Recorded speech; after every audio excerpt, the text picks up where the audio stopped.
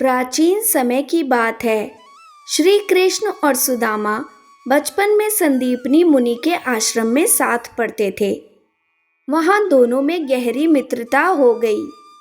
एक ओर श्री कृष्ण जो स्वयं भगवान विष्णु के अवतार थे, वहीं दूसरी ओर सुदामा एक निर्धन ब्राह्मण पुत्र थे। फिर भी दोनों में कभी भेदभाव नहीं हुआ। भोजन साझा करना, कंधे से कंधा मिलाकर पढ़ना, एक दूसरे की चिंता करना, यही उनका प्रेम था। समय बीता, श्री कृष्ण द्वारका के राजा बन गए। उधर सुदामा गृहस्थ जीवन में अत्यंत निर्धनता का सामना कर रहे थे। उनके पास न ढंग का घर था, न पर्याप्त भोजन।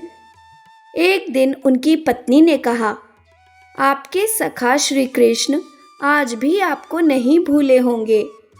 एक बार द्वारका जाकर मिल आइए। पहले तो सुदामा ने मना किया, पर अंततः पत्नी के आग्रह करने पर वे चल पड़े। साथ में ले गए थोड़े से चिवड़े जो स्नेह और श्रद्धा से भरे थे। जब सुदामा द्वारका पहुँचे तो उन्होंने राजमहल का वैभव देखा। द्वारपालों ने उन्हें सादा वस्त्र पहने हुए दुर्बल थका हुआ देखा और रोका। पर जैसे ही श्री कृष्ण को ज्ञात हुआ कि उनके सखा आए हैं, वे सिंहासन से कूदकर नंगे पांव दौड़ पड़े। महल के सारे नियम, मर्यादाएं, अधिकार सब भुला दिए। उन्होंने सुदामा को गले से लगाया, चरण धोए, उन्हें आसन पर बैठाया। रुक्मणी जी स्वयं सुदामा की सेवा में लग गई। यह देख रानियों की आंखों में भी श्रद्धा उमड़ आई। उसी समय श्री कृष्ण की दृष्टि सुदामा के चरणों पर पड़ी। पैरों में कांटा चुभा हुआ था और उनसे रक्त बह रहा था। श्री कृष्ण का हृदय द्रवित हो गया। उन्होंने झुककर सुदामा का पैर अपने हाथों में लिया और बिना संकोच अपने दांतों से कांटा निकाला। वह क्षण संपूर्ण सृष्टि के लिए एक अमूल्य संदेश बन गया कि भगवान अपने भक्तों के कष्ट को सहते हैं, उन्हें अपनाते हैं और सेवा में आनंद पाते हैं।